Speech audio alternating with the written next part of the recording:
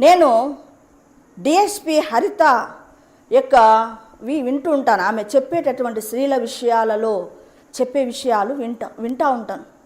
ఆమె ఒక ఇన్సిడెంట్ యథార్థ గాథ చెబుతూ ఉంది. ఏం చెప్తుందంటే, ఒక అమ్మాయి ఎంబీబీఎస్ థర్డ్ ఇయర్ చదువుతుందట.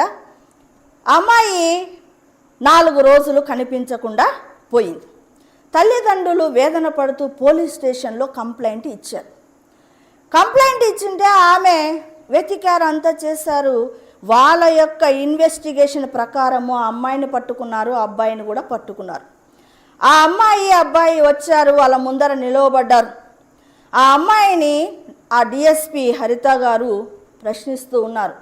ఏమ్మా, ఏం చదువుతున్నావు అంటే, ఎంబీబీఎస్ థర్డ్ ఇయర్ చదువుతుంది. ఏం చదువుతుందండి ఆమె? ఎంబీబీఎస్ థర్డ్ ఇయర్ చదువుతుంది. అంటే ఇక రెక్కలు వచ్చే టైము, నేను ఎగురుదాం అనుకుంటా ఉందన్నమాట. థర్డ్ ఇయర్కి వచ్చింది.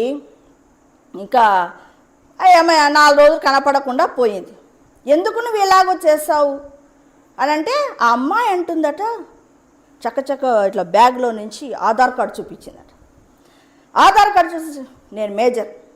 ఏంటంట? ఆమె మేజర్ అంట. ఆ మేజర్ అని సర్టిఫికెట్స్ చూపిస్తుంది. 10th క్లాస్లో మనది డేట్ ఆఫ్ బర్త్ ఉంటుంది, సర్టిఫికెట్ చూపిస్తాను. నేను మేజర్, నా ఇష్టం అంటుందట. అవునమ్మా, మంచిదే, నీ ఇష్టమే, నువ్వు మేజరే తల్లి అని చెబుతూ అక్కడ పక్కలో ఉన్నటువంటి అబ్బాయి వైపు తిరిగి, బాబు నువ్వు ఏం చదువుకున్నావు అని అంటే, ఎంబీఏ చదివాను మేడం. ఎంబీఏనా? వాళ్ళు పోలీసు వాళ్ళు, వాళ్ళకి తెలుసు ఎట్లా పట్టాలో వాళ్ళకి తెలుసు. ఆహా, ఏ కాలేజు అన్నాడు అని అడిగింది ఆమె. ఆడు కొంచెం తడబడ్డాడు. మీ ప్రిన్సిపల్ పేరు చెప్పు. ఇంకా వాడికి నోట్లో మాటలు రాలేదు.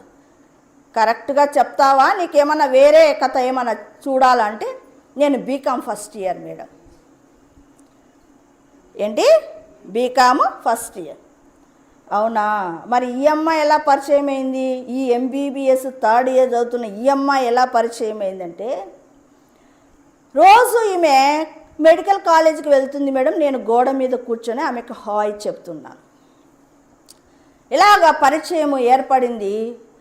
లాస్ట్కి సరే మీ నాన్న ఏం చేస్తాడంటే, ఈ పిల్లవాడిని ఫస్ట్ అడిగితే ఏం చెప్పాడు? నేను బిజినెస్ మ్యాగ్నెట్ అంట. ఏంటంట? Business magnate. వాళ్ళ తండ్రి, మీ నాన్న ఏం చేస్తారు? మా నాన్న కూడా బిజినెస్ మ్యాగ్నెట్. ఆహా, ఏ మ్యాగ్నెటో కనుక్కుందాము. ఇంతకీ చివరికి ఆ పిల్లవాడిని ఒత్తి అడిగితే, వాళ్ళ నాన్న జబ్బు చేసి ఇంట్లో ఉంటాడు, ఏం పని చేయడు, కళ్ళు కూడా సరిగా కనపడవు. వాడు ఎంతో దయనీయమైన స్థితిలో ఉన్నాడు. ఈ అమ్మాయికి ఎర వేశాడు. ఈ అమ్మాయితో 4 రోజులు వెళ్ళిపోయాడు.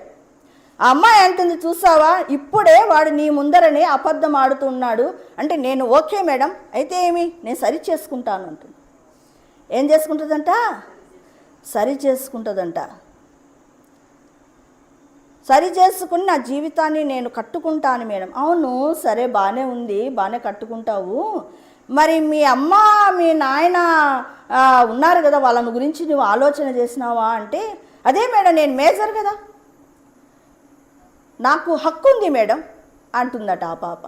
అని అంటే, బాగానే ఉందమ్మా, ఫండమెంటల్ రైట్స్ గురించి నువ్వు మాట్లాడుతున్నావు, నీకు హక్కు ఉంది, నిజమే, నీకు ఆధార్ కార్డు చూపిస్తున్నావు, నీకు హక్కు ఉంది, ఓటు వేసే హక్కు ఉంది, నీ ఓన్గా నువ్వు డెసిషన్ తీసుకునే హక్కు నీకుంది, అన్నీ బాగానే ఉన్నాయి. మరి నీకు ఫండమెంటల్ డ్యూటీస్ గురించి తెలియదా అని అడిగిందట. ఆ యొక్క ఫండమెంటల్ రైట్స్ గురించి నువ్వు మాట్లాడుతున్నావు, ఆ పక్క పేజీలోనే ఫండమెంటల్ డ్యూటీస్ ఉన్నాయి. తల్లిదండ్రుల విషయంలో ఎలాగుండాలో అని నీకు తెలియలేదా అని. ఆ అమ్మాయి ఎంబీబీఎస్ చదువుతుందని 4 పిల్లలు ఉంటే, 4 పిల్లలకు ఒక బెడ్రూమ్ ఇస్తే, ఈ ఎంబీబీఎస్ ఈమె చదువుతుందని ఈమెకు సపరేట్ బెడ్రూము, సపరేట్ బెడ్, ఈమె బాగా చక్కగా చదువుకొని డాక్టర్ అవుతే మా ఇంటినంతా పోషిస్తుందని ఏసీ ఇలాగూ అరేంజ్ చేశారు. ఇప్పుడు 4 రోజులు పోయింది. ఆమె విషయము సమాజం ఏమంటుంది? నీ డెసిషన్స్ ఎలా ఉన్నాయి? మొత్తము జీవితము పాడు చేసుకుంది. అంటే ఎలాగా పిల్లలు ఎదుగుతున్నారో చూడండి, ఎలాగ వాళ్ళ జీవితాలను. అదే మన పాస్టర్ గారు ఎప్పుడు చెప్తాడు, ఆడపిల్లలకు ఒక డెసిషన్ తీసుకునేటప్పుడు ఎక్కడికి వస్తుందంట, ఈ బ్రెయిన్ పోయి ఎక్కడికి వస్తుందంట, మోకాల్లోకి వస్తుంది. నిజంగా వచ్చినట్టే కదా. నిజంగా కనబడుతుంది కదా, మోకాల్లోకి వచ్చేసింది డెసిషన్ తీసుకునేటప్పుడు. తర్వాత ఆ పాప ఇప్పుడే నీ ముందరనే ఇన్ని నిజాలు ఆ పిల్లవాని గురించి బయటికి వచ్చాయి, రేపొద్దున నీ లైఫ్ ఎలా అవుతుందో నువ్వు అర్థం చేసుకుంటున్నావా? అంటే మేడం అందుకే నువ్వు ఖచ్చితంగా నువ్వు నన్ను కన్విన్స్ చేస్తావని నాకు తెలుసు, అందుకే నేను నీతో మాట్లాడాను అంటుందట అమ్మాయి. ఎంత మూర్ఖత తల్లి! నిన్ను నేను కన్విన్స్ చేయొచ్చు, నీ లైఫ్ కోసమని నీవు బాగుపడాలని నువ్వు చెప్తున్నటువంటి మాటలను నువ్వు గ్రహిస్తే నీ లైఫ్ బాగుపడుతుంది అని చెప్తే ఆ పాప వాటికి ఆమె చెప్పినటువంటి మాటలకి కన్విన్స్ అయిపోయి వెక్కి వెక్కి ఏడ్చి డెసిషన్ మార్చుకుంది. కానీ నీవు 4 రోజులు ఏమైపోయినావు? కనబడకుండా పోయినావు.